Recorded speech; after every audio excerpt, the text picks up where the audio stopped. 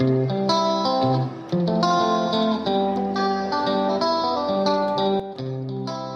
segmen terakhir atau segmen ke-6 ada satu pertanyaan yang dibuat oleh tim pakar yang akan dijawab oleh masing-masing paslon, dan setelah itu langsung paslon closing statement. Saya buka, ini masih bersegel. Untuk menjawab pertama, saya minta paslon 4, 3, 2, dan 1.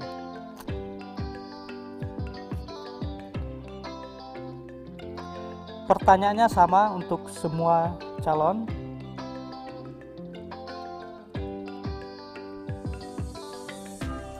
Bisa dicatat atau hingga saat ini belum dapat diprediksi sampai kapan pandemi COVID-19 ini akan berakhir.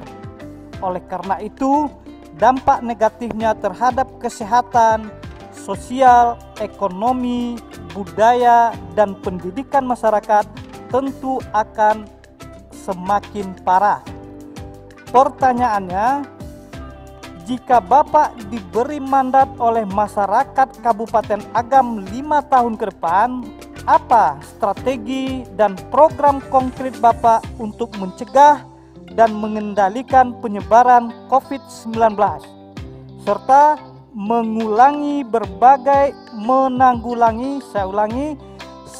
menanggulangi berbagai dampak sosial, kesehatan, budaya, dan pendidikan akibat pandemi COVID-19 di tengah keterbatasan anggaran pemerintah daerah Kabupaten Agam. Saya ulangi, atau sudah paham Bapak Paslon? Baik, kalau sudah paham, saya mulai dari paslon nomor urut 4 untuk menjawab pertanyaan ini sekaligus closing statement nantinya. Disilakan, waktu 3 menit. Baik, kami paslon nomor 4, masalah COVID-19 ini adalah masalah bencana internasional. Jadi kita selaku kepala daerah jika terpilih tentu ikut mengacu kepada aturan yang dibuat oleh pemerintah negara Indonesia dan juga dari internasional. Jadi pada prinsip kita ikuti standar yang sudah disiapkan oleh baik internasional maupun oleh nasional. Untuk teknis saya persilakan Pak Wakil. Baik, di samping yang disampaikan tadi oleh Pak Bupati yang itu wajib harus kita laksanakan standar COVID yang telah ditetapkan oleh pemerintah. Ada beberapa hal yang saya lihat di sini. Kalau persoalan COVID ini bencana yang tidak bisa diprediksi. Sampai hari ini tidak ada obat untuk ini. Langkah pertama kita adalah berdoa kepada Allah, bersama-sama kita introspeksi diri kita bahwa ini apakah hukuman, ini apakah cobaan. Kita berdoa kepada Allah, ini musibah segera berakhir. Yang kedua, kalau musibah ini berlanjut terus dan Pak Andri Warman jadi bupati dan saya jadi wakil bupati Agam, insya Allah yang kami lakukan yang pertama adalah meningkatkan peran puskesmas dari sisi peran promotif dan dari sisi peran preventifnya. Ini harus bekerja secara terintegrasi, bekerja secara masif untuk mensosialisasikan di tengah-tengah masyarakat bagaimana menghadapi pandemi ini. Yang ketiga, ini berkaitan dengan gas dan rem, berkaitan dengan COVID ini. Kita bekerja untuk membatasi ekonomi terganggu. Ketika ini keran ekonomi kita buka, ini kesehatan yang mengancam. Nah, untuk itu kita butuh keseimbangan di sini. Jadi bagi saya, dengan pola hidup baru yang ditetapkan ini, seperti yang saya sampaikan di awal tadi, ini tidak perlu kita ketakutan terlalu berlebihan. Standar secara kesehatan sudah dikatakan, pakai masker, jaga jarak, cuci tangan, jaga kebersihan. Itu standarnya sudah ada. Kalau anak-anak kita di sekolah, kalau pedagang kita di pasar bisa melakukan ini dengan disiplin, kalau pesta-pesta pernikahan masyarakat, perhelatan masyarakat, ini bisa dijamin dengan tegak, dengan disiplin. Kami seandainya menjadi bupati dan wakil bupati nanti akan menempatkan gugus tugas pada saat nanti ada pesta-pesta tersebut, kalau perlu tetap kita izinkan dengan prosedur yang sangat ketat, dan ini kita izinkan. Dengan sangat ketat izin kita keluarkan. Kita tempatkan gugus tugas untuk mengawasinya, dengan harapan bahwa pedagang-pedagang di pasar itu bergerak. UMKM kita di bidang penyewaan tenda bergerak. Yang berkaitan dengan pesta itu bergerak semua.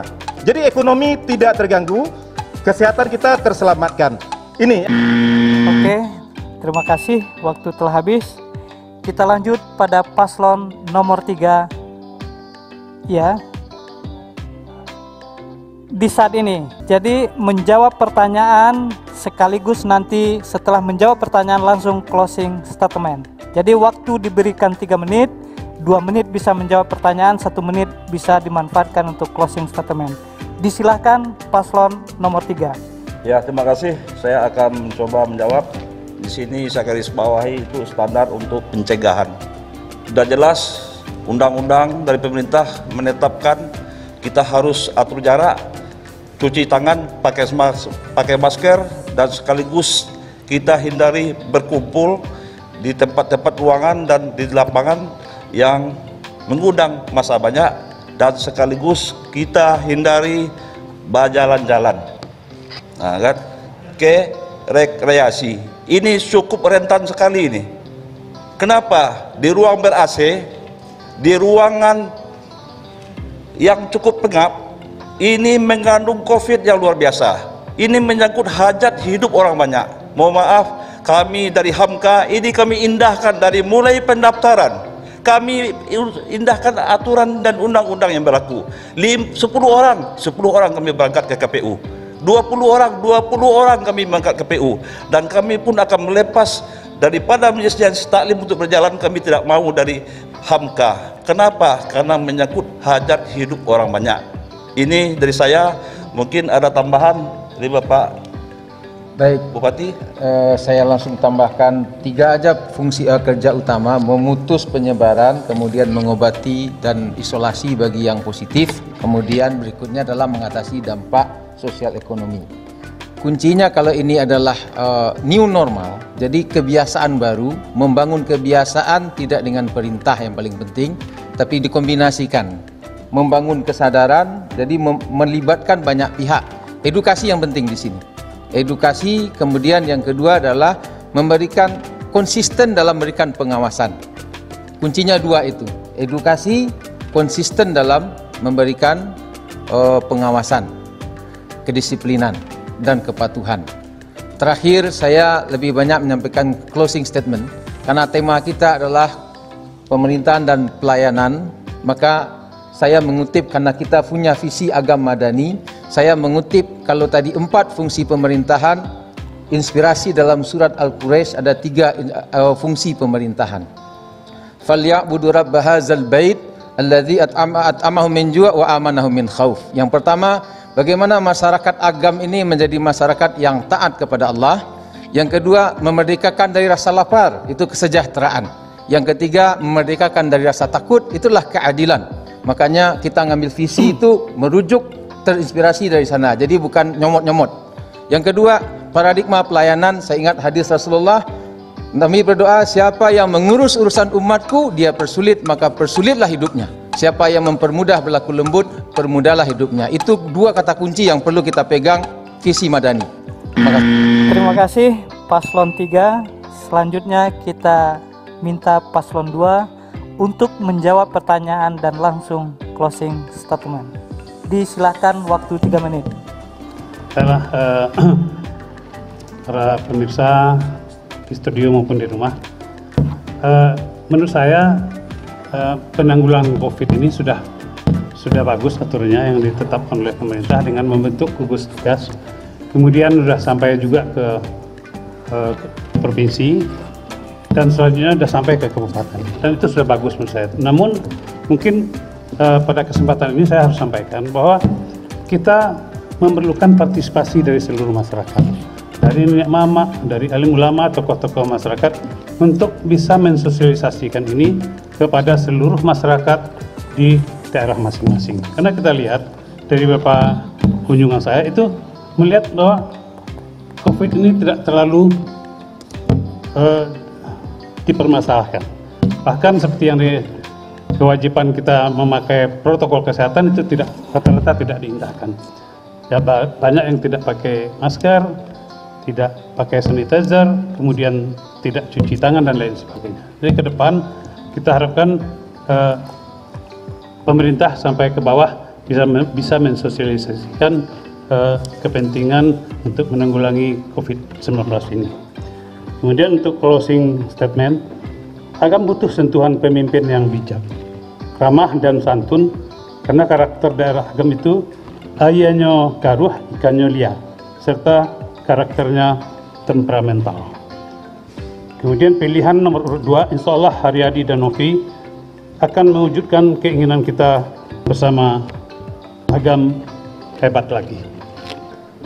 Kemudian di akhir penutup ini mari kita simak sepenggal hadis Rasulullah yang diriwayatkan Imam Muslim dalam sahihnya nomor 1885.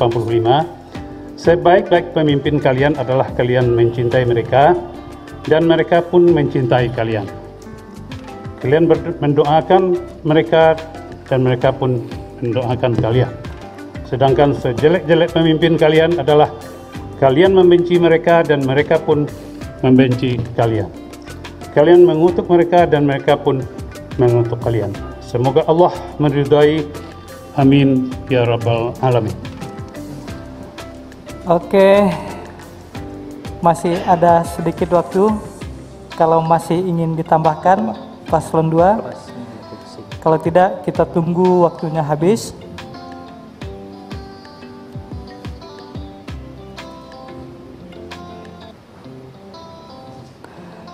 Terakhir kita minta paslon nomor 1 untuk menjawab pertanyaan dan sekaligus closing statement. Kepada paslon 1 silakan, waktu 3 menit. Bismillahirrahmanirrahim. Masalah COVID adalah masalah wabah yang sudah mendunia. Ini bukan persoalan kita saja, tapi adalah persoalan di muka bumi ini. Maka untuk itu ini tidak perlu terlalu kita risaukan. Tetaplah hidup dan berjuang dalam kondisi yang kita menghadapi COVID ini. Yang harus kita lakukan ke depan adalah penguatan kesehatan masyarakat, penguatan pangan masyarakat, penguatan pangan masyarakat di nagari-nagari, di mana kami sampaikan bahasanya kesehatan berbasis nagari menjadi salah satu cara untuk menghadapi COVID ini. Dan juga tetap hidup sehat adalah menjadi pilihan kita pada saat ini. Maka program kesehatan bagi paslon nomor 1 menjadi program yang utama. Menciptakan atau mewujudkan beasiswa kedokteran bagi anak-anak cerdas kita adalah salah satu niat kami untuk mewujudkan hidup sehat pada masyarakat datang. Lalu menghadapi persoalan sosial yang dihadapi masyarakat. Persoalan sosial yang dihadapi terutama soal pendidikan juga tidak hanya menjadi biaya pendidikan menjadi murah saat tidak ke sekolah, tapi justru menjadi mahal saat tidak sekolah. Kenapa? Karena biasanya bertatap muka dengan guru, dan sekarang tidak bertatap muka dengan guru, justru membayar dengan paket-paket internet yang juga sudah membengkak dan melilit dan menjadi beban bagi masyarakat. Maka ke depan kami dari paslon nomor 1 akan tetap menghadapi masalah sosial yang dihadapi oleh COVID ini dengan memperbanyak jaringan-jaringan internet, terutama di masjid-masjid. Kita akan pasangkan wifi yang pada saatnya juga bisa mengajak orang meramaikan masjid seperti yang didengung-dengung selama ini, kembali ke surau. Maka ini saatnya juga bagi kita untuk menjadikan bagaimana kembali ke surau. Lalu berikutnya, kami berdua, Taslim dan Safrizal, telah terutama mengabdikan diri kepada politik.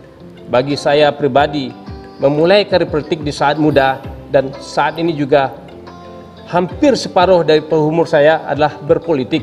Maka pengabdian menjadi Bupati Agam adalah pengabdian mewujudkan karir politik, di mana selama ini berkarir sebagai legislasi, pengawasan dan pembuatan undang-undang. Insya Allah kalau dimanahkan pada masa berikutnya, kami akan mengabdi sebagai Bupati Agam, sebagai eksekutif yang akan menjalankan undang-undang dengan sebaik-baiknya. dan akan berbakti kepada Kabupaten Agam. Kami berdua dengan sungguh-sungguh dengan semua keikhlasan yang kami miliki. Insya Allah Agam Madani sehat sejahtera akan kita wujudkan. Oke, terima kasih Pas 1. Bapak Ibu, kita beri aplaus kepada semua pasangan calon.